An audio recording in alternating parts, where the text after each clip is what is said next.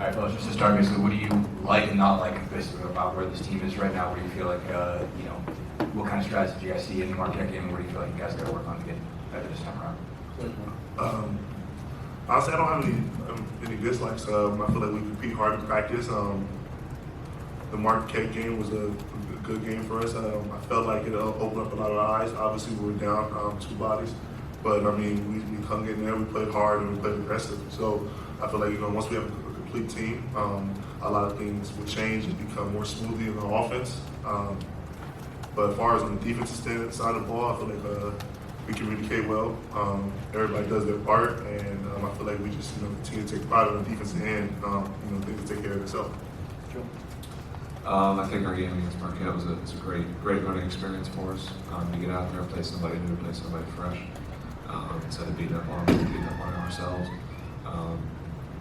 I think it's something that we've kind of noted and want to grow from, and hopefully we look like a different team here, in a couple weeks compared to them. Tom. Joey, can you talk a little bit about how it's going for you in some regards to getting used to some new teammates? Obviously, you've got college experience, but you're around a new bunch of guys now. How's that all been?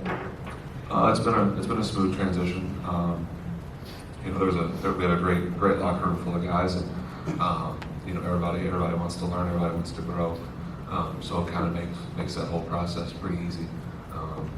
We can talk and hey, this is what I'm seeing, or hey, this is what I'm seeing you can do.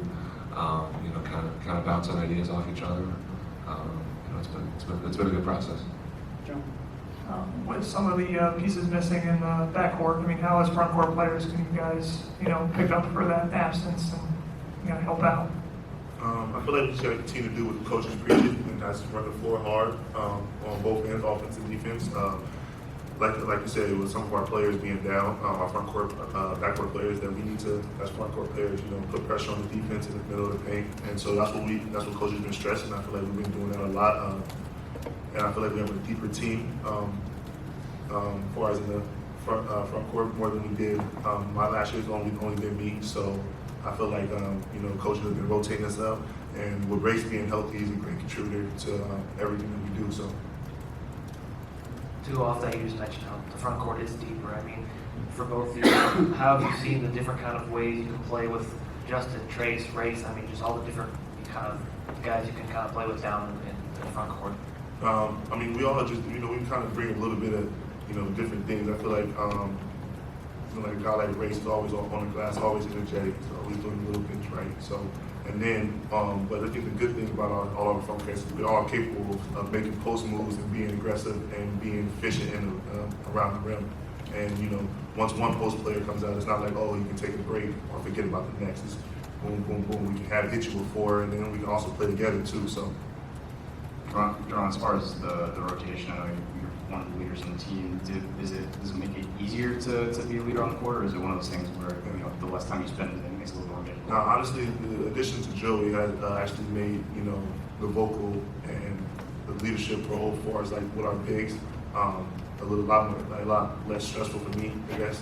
And to know that if I come out the game or if Joey comes out the game, that we have young guys that are stepping right in to fill that role.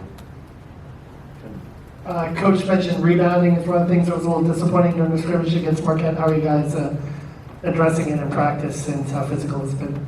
Joey and Brunk. We've been, we definitely had our rebounding drills that we've done. It's been competitive. It's been a point of emphasis.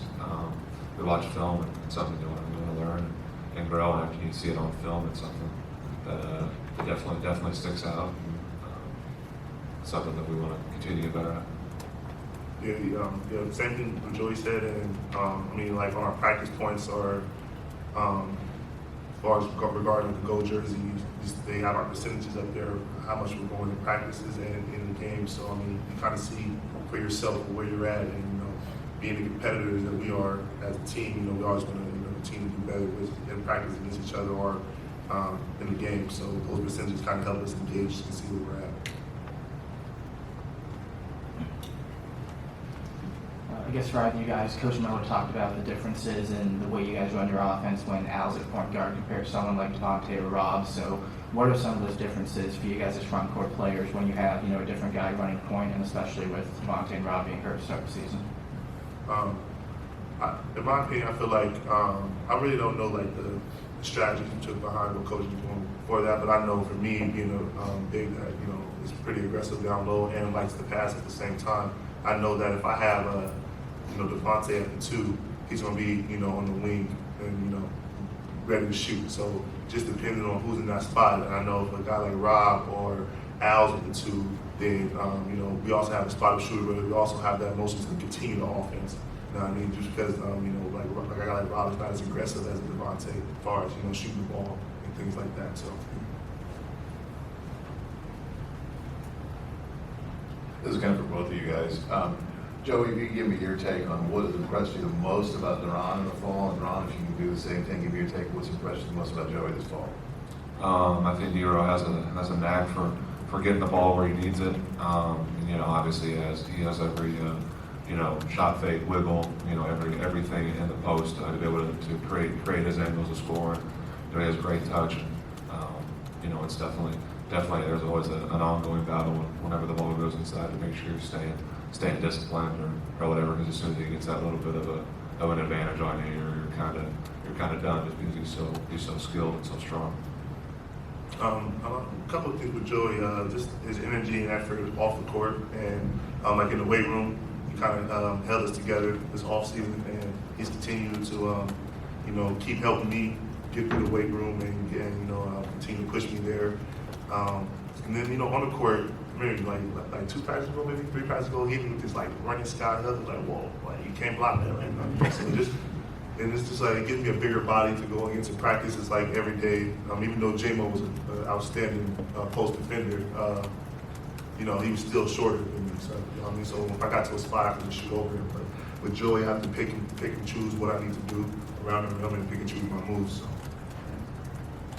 Along those lines, what's been tough to guard with Trace Jackson Davis? What makes him score inside, and what's unique about him? He has an ability where if you think he's going left, and you think you beat him to the spot or whatever, it seems like he just kind of keeps going up, keeps elevating, his arms keep stretching out. Sometimes you think that was a pretty good effort on defense, and he just kind of beat me out. His knack, when he gets going, he rebounds the ball really well, and he plays hard. He's just got that ability.